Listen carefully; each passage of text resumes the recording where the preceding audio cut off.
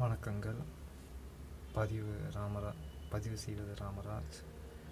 Tamil book review, ஆன்மீகம் மற்றும் வீட்டு மருத்துவம் பல. இன்றைய பதிவில் படத்தல் தொழில்நுட்பம் சார்ந்த 2வது பதிவாகும்.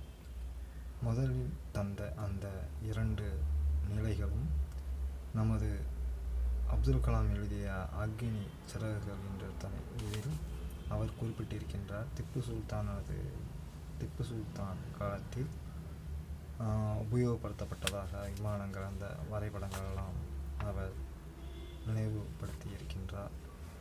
மற்றும் இன்று 3ஆம் நிலையாக பறத்தல் தொழில்நுட்பத்தில் ஆற்றல், வெளிப்படுகின்ற ஆற்றலை திரும்பவும் பயன்படுத்துதல் எவ்வாறென்றால் ஒளிபெருக்கி போல்.